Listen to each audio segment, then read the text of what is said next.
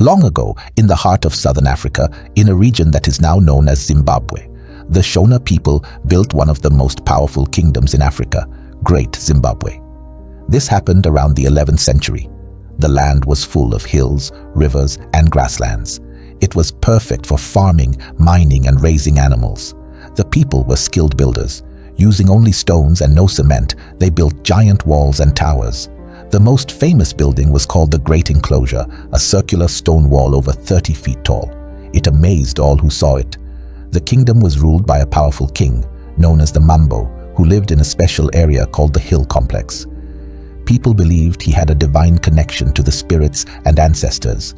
He was not just a ruler, he was a religious leader, a judge, and a guide. Great Zimbabwe grew because of trade. The people mined gold, iron, and copper, which they traded for cloth, glass beads, and porcelain with traders from the Swahili coast. Goods traveled from Great Zimbabwe to coastal cities like Sofala, where they were shipped to Arabia, India, and China. By the 14th century, Great Zimbabwe had become home to around 18,000 people, one of the largest cities in Africa at that time. It was rich, proud, and respected across the region. But by the mid-15th century, the power of Great Zimbabwe began to fade. The once busy city started to grow quiet. Historians believe many reasons caused the fall: overcrowding. The land could no longer support so many people. Forests were cut down for firewood and building, and animals overgrazed the grasslands. Soil exhaustion, farming the same land over and over, made it lose its nutrients. Water problems. Local rivers and wells began to dry up. People had to travel farther to find clean water. Change in trade routes. Arab and Swahili traders began using other routes to the north. Zimbabwe was no longer the center of trade. Political conflict. Some chiefs began to challenge the king's authority. The unity of the kingdom broke apart. Families and traders began to leave. They went north and east to start new towns and kingdoms. One of the new powers that rose was the Mutapa Kingdom, also called the Mwene Mutapa Empire, founded by a prince from Great Zimbabwe. It kept many of Zimbabwe's customs, but moved closer to the Zambezi River for better trade routes. By the end of the 15th century, the great city was almost empty.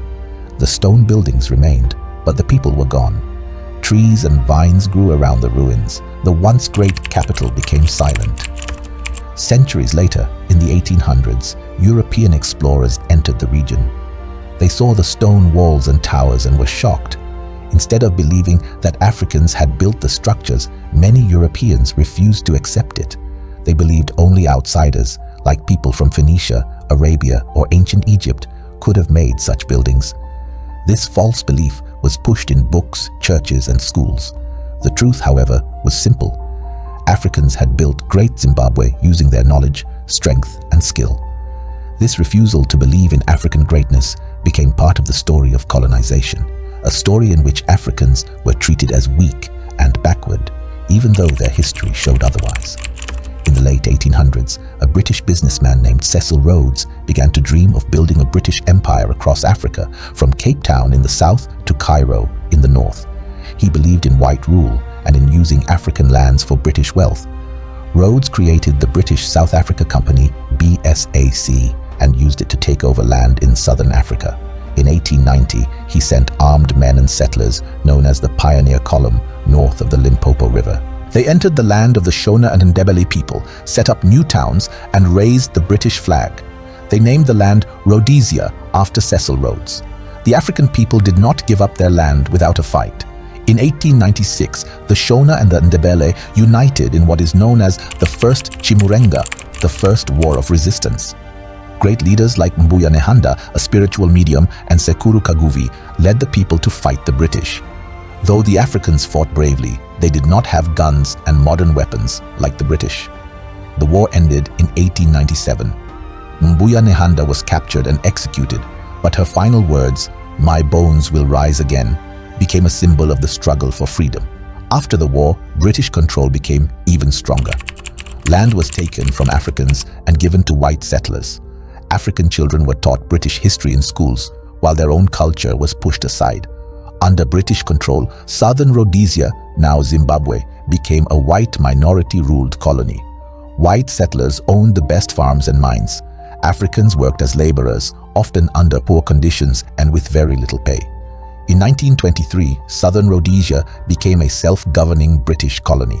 This meant that white settlers could make their own laws, and they made laws that favored themselves while keeping Africans poor and powerless. Africans could not vote. They were taxed heavily and forced to live in separate areas.